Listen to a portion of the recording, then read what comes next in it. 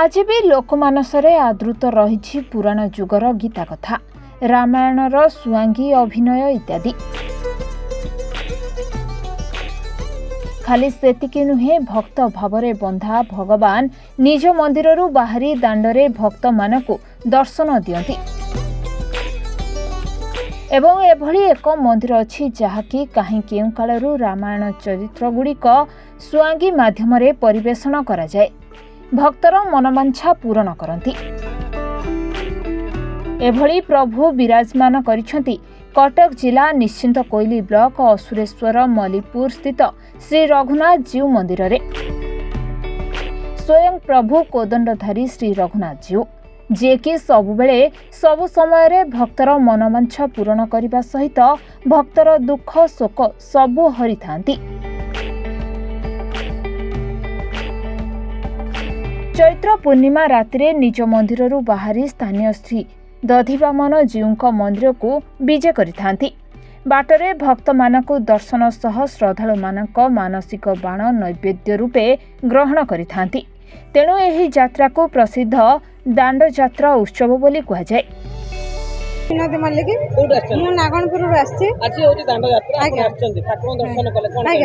ठाकुर विषय तो बहुत भल कहि। ठाकुर पूरा आम जहाँ मानसिक कर पूरण हुए। ठाकुर फेमस हूँ बाण, जोटा कि राति पूरा कन्स्टाट सकाल जाके फुटी थाए बाण। भगवान का महिमा बहुत प्राय प्रति वर्ष मुझे आज्ञा बहुत भल लगे। आम ये खियापिया सर बुलाबुली कर सारू, बहुत बुलाबुली करके बाहर ठाकुर दर्शन करके जीवु। प्रशासन तरफ बहुत भल व्यवस्था होती, तो भल लगू सब जिन। पवित्र दांड यात्रा प्लस आमर रोजी ठाकुर पदा बाहर, रावण हनुमान सीता सब पदा बाहर दध्वन पाखक जी जापर आम से आसती। आसिक ठाकुर पहुँचे 9 दिन यात्रा हुए। तापर आमर 9 दिन यात्रा है आम ठाकुर मुखा नहीं आम पहुँचू। पहुँचला ठाकुर दर्शन कर घर को जाऊँ।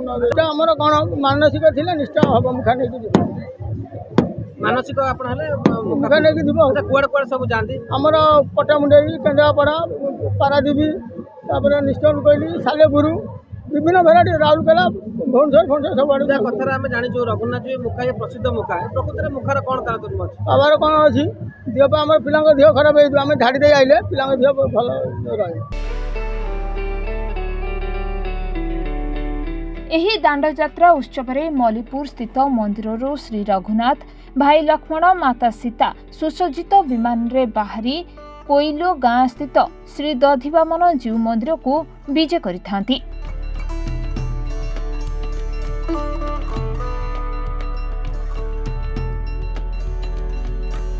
श्री रघुनाथ जीव मंदिर प्रांगण में 9 दिन व्यापी हेउथिबा एही रामनवमी रे सुआंगी माध्यम अभिनय करुथिबा चरित्र यथा राम, लक्ष्मण, सीता, रावण और हनुमान एही दंड यात्रा रे प्रभु श्री रघुनाथ जीव सह साथी होई श्री दधिवामन जीव मंदिर को विजे करिथांती।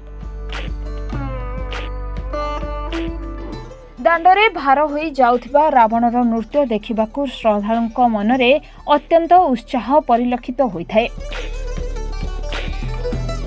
प्रभु श्री रघुनाथ दांड यात्रा रे गला बेले श्रद्धालु माने मानसिक बाण फुटाइबार परंपरा काहीं केबेठारु चली आसुथिबा बेले मंदिर प्रशासन पक्षरु प्रशिक्षण बाणुआ मानक द्वारा एठारे बाण फुटाइबार व्यवस्था करा जायथिला। सबुठारु आकर्षित हेला प्रभु श्री रघुनाथ जीव साथी जाउथिबा माँ कालींक नाच। माँ काली गाँ दांडरे जेतेबेले नाची नाची भक्त मानक ठारु पानी पीबार दृश्य सबुठारु नियारा होइथाए।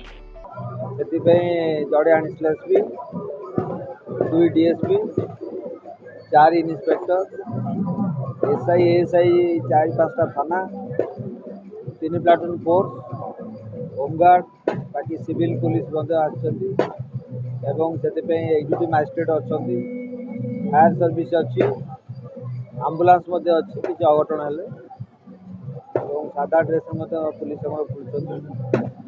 भावुँ ए वर्ष सुरुखुरे निश्चित भाव में शांति यात्रा समापन। ରକେଟ୍ ମାରୁଥିବେ ଯେ ଛିଟକା ହୁଏ ସେଥିପାଇଁ ସାର୍ କ'ଣ ଅଛି?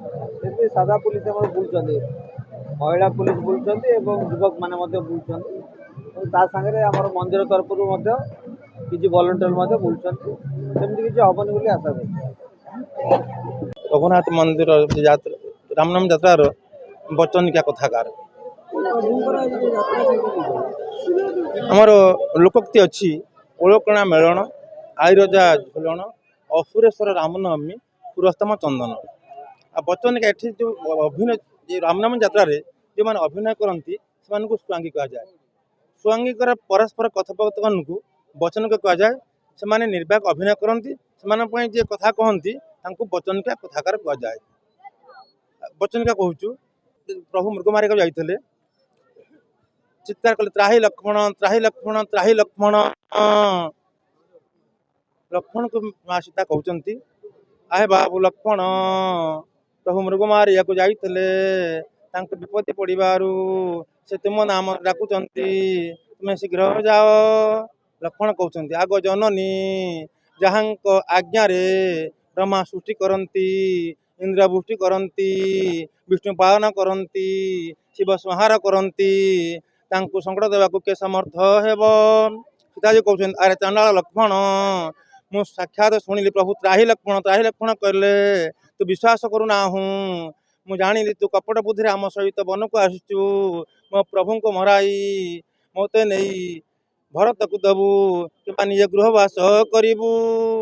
ଲକ୍ଷ୍ମଣ କହୁଛନ୍ତି, ଆଗ ଜନନୀ, ଯୋ ନ ମାନେ ବଡ଼କେ ଶିଖ, ଉଠାଏ କଟରା ମାଗତା ଭିକ। ଯେ ଗୁରୁଜନଙ୍କ କଥା ଭୁଲିଯାଏ, ମାନେ ନାହିଁ, ସେ ବହୁତ ଦୁଃଖ ପଡ଼େ, ତାକୁ ବିପଦ ପଡ଼େ। ଯେତେବେଳେ ଆମେ ବନକୁ ଆସିଲେ ସୁମିତ୍ରା ଜନନୀ ଆପଣଙ୍କୁ ଉପଦେଶ ଦେଇଥିଲେ, ଅପୂର୍ବ ପଦାର୍ଥେ ମନ ବଳାଇବୁ ନାହିଁ, ଲକ୍ଷ୍ମଣକୁ ପାଳୁଥିବୁ ପୁତ୍ର ପରି ତୁହି। ଯେବେ ସୁନ୍ଦର ପଦାର୍ଥ ବନରେ ଦେଖିବୁ, ସ୍ୱାମୀଙ୍କୁ ତୁ କେତେବେଳେ ତାହା ନ ମାଗିବୁ। ସୁମିତ୍ରା ଜନନୀ ଏ ଉପଦେଶ ଦେଇଥିଲେ, କିନ୍ତୁ ଆପଣ ଯେତେବେଳେ ମୃଗକୁ ଦେଖିଲେ କ'ଣ କହିଲେ?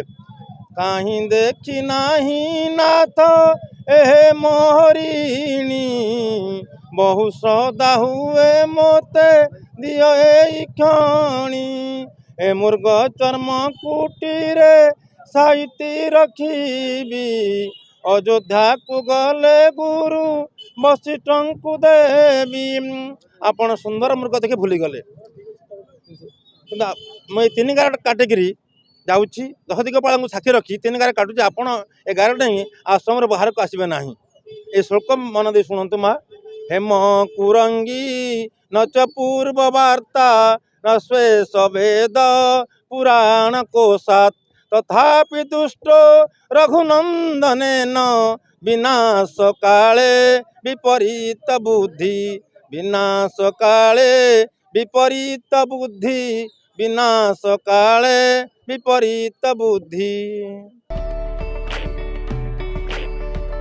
ହଜାର ହଜାର ଭକ୍ତଙ୍କର ଆଗମନକୁ ଲକ୍ଷ୍ୟ କରି ପୋଲିସ ପ୍ରଶାସନ ଓ ମନ୍ଦିର ପ୍ରଶାସନ ପକ୍ଷରୁ ବ୍ୟାପକ ବ୍ୟବସ୍ଥା କରାଯାଇଥିଲା।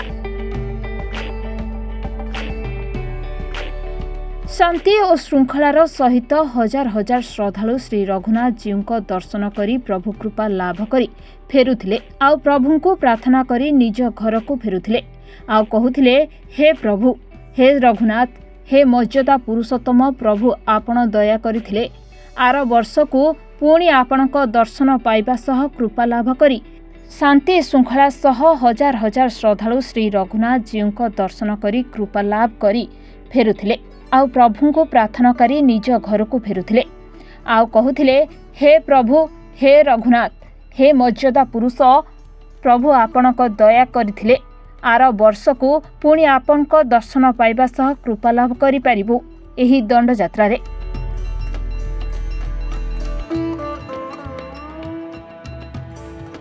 ନିଶ୍ଚିନ୍ତ କୋଇଲରୁ କ୍ୟାମେରା ପର୍ସନ ସଞ୍ଜୟ କୁମାର ବେହେରାଙ୍କ ସହ ଜ୍ୟୋତ୍ସ୍ନାରାଣୀ ସିଂଙ୍କ ରିପୋର୍ଟ, ମହାଭାରତ ଲାଇଭ୍।